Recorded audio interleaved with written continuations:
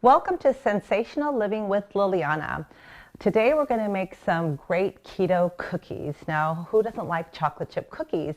The beautiful thing about these are guilt-free because literally they're going to be about 2.5 carbohydrates for each one, and they are vegan.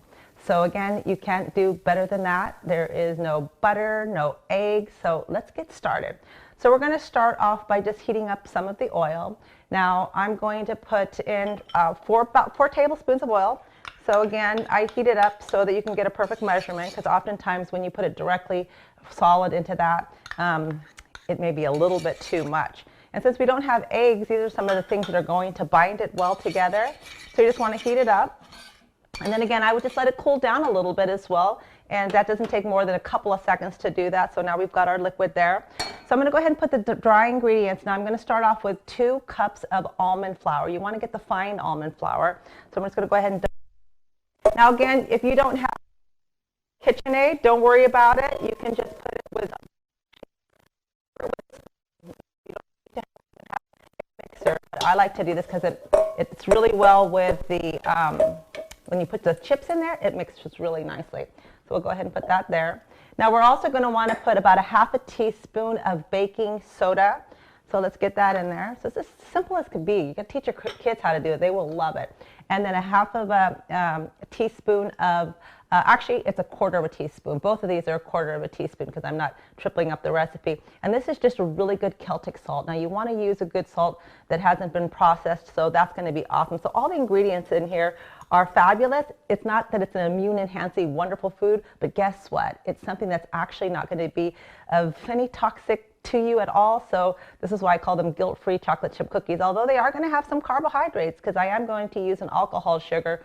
And a lot of people think that it's kind of a free kind of calorie, and in and of itself, it's about 2 carb count for a tablespoon.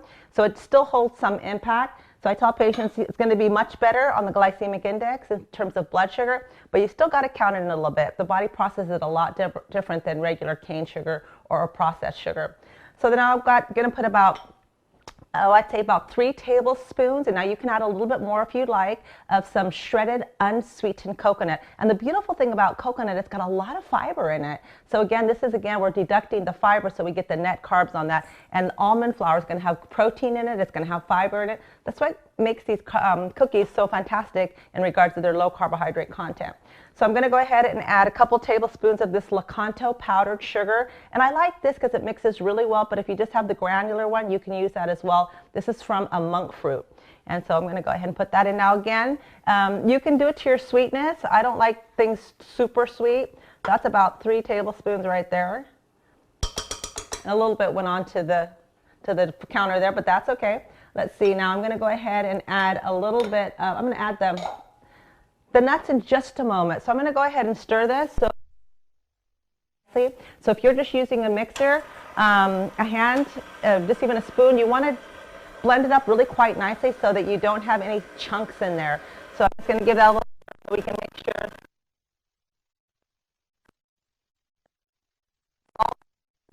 With it. We don't want any chunks in there. So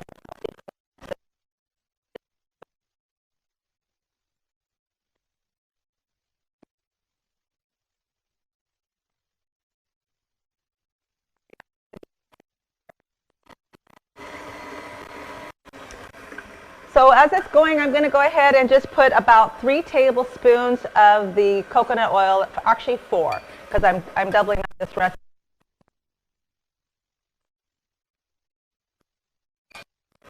Okay.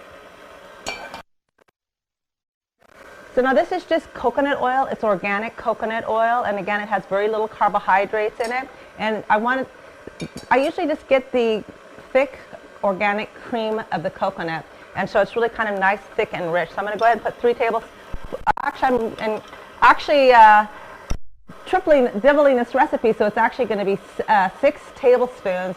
But again, look at the consistency and make sure that it's not too soft.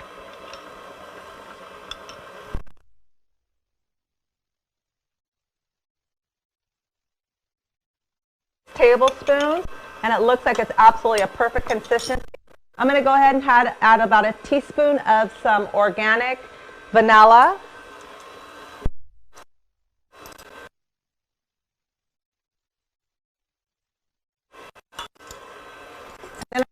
add about 2 tablespoons of some chopped walnuts. Cuisinart. I don't want them to be like flour because I want them to be a little bit crunchy, but at the same time, I would just use a Cuisinart, or you might use a regular knife as well. So I put 3 tablespoons in there. Now I'm going to go ahead and add the chocolate chips there. So you can see already, it just really looks like a beautiful moisture. Now these are Lily's stevia chocolate chips, so they're awesome. 60 of these little teeny chocolate chips are only 3 carbohydrates, so you can't go wrong with that. Even if you wanted to make yourself a trail mix and you wanted to throw a few of these stevia chips in there, no problem whatsoever. And again, they are with stevia, so it makes it very, very low carbohydrates. Just as easy as that. Now, again, how long did that take me? Just a few minutes? So that's awesome. Let's go ahead and put it down. Just have to find the little knob on here.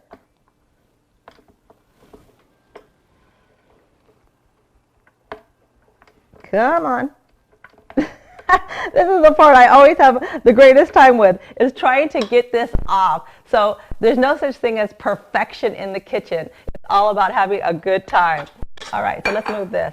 So this is perfect. I'm going to just say here that we did a great job on this one. Easy as pie. You can't go wrong. What is this, like a 10-minute recipe? And the beautiful thing about this is about, I'd say maybe a 10 to 13 minutes cooking it. So your kids will be so happy. They'll be standing there waiting right as you take this out of the oven, just like we used to stand there waiting for my mother to take the tortillas right off the grill with our nice butter in our hands. So right when they came off the grill, we could just sit down and have a great homemade tortilla. So I'm going to just use basically a little ice cream scooper just to kind of put them on there. And so again, you're going to get about 12. If you make them a little bit bigger, they're going to maybe get around 8. So I'm just going to go ahead and set those on there. So you can just see that they're not too thick as far as their consistency. I can still squish them, so they're really not going to be the consistency oftentimes of what we would consider a regular gluten-free or gluten flour will be, but you'll see how beautiful they are when they come out of the oven. Okay, so I'm making these a little big, but that's okay. So again, if you make them a little smaller, you'll get about 12. If not, you'll get about 8. Now again, if you have an issue with chocolate, you can use carob. Now carob is a great alternative for those people who have any kind of allergy towards chocolate. They are going to be a little bit more on the carbohydrate content because the carob chips have a little bit more, but they're just as terrific. I have an issue with chocolate, so oftentimes I will use carob in my recipes.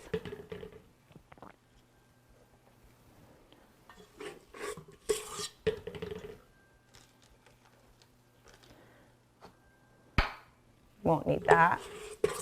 So we've got 3, 6, okay, we're doing pretty good. We're not going to get our 12 because I made them a little bit bigger, but that's okay. Just about as much as you would have a scoop of ice cream.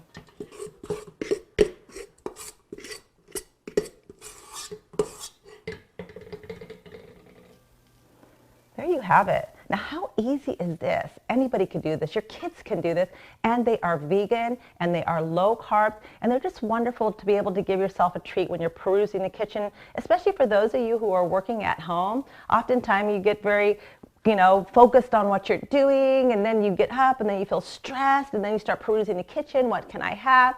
So these will just be a perfect little treat for you. And again, they do have a little bit of an impact of a carbohydrate, but I always say less than 5 carbohydrates, we're not going to have too much of a glucose influx, so it should be just perfect. So I'm going to go ahead and pop these in the oven at 325 degrees. You're going to want to set your timer on.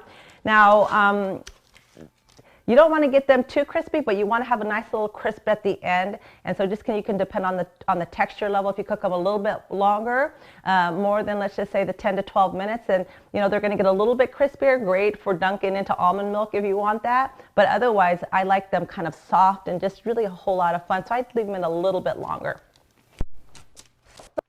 Here are our great chocolate chip cookies. So you cannot beat this. Look at these. They're gorgeous. Now what I'm going to say is that you're going to want to let them just rest onto the cookie sheet for at least 10 minutes because remember, almond milk is very flaky. And so this works out perfect. So you can see there's just a little brown, little crisp to the bottom. But again, if you want to have them a little crisper on top, Now, remember, almond flour is a clear color. So again, you might think that they're not quite fully cooked, but they are. So long as you can pick it up and hold it like this, this is awesome. It's the perfect consistency. So I'm going to go ahead and have a little bite of this. Oh my goodness, looks terrific. Chewy, delicious. You cannot go wrong. But I shouldn't be talking while my mouth is still chewy. So there you have it. So this is the Keto Kitchen with Liliana. We modify any recipe that you might have, and it's what we would consider your kind of emotional food. You know, you can always send me something on Facebook so that I can turn it into a keto recipe for you. But there you have it, and I hope you have a great day.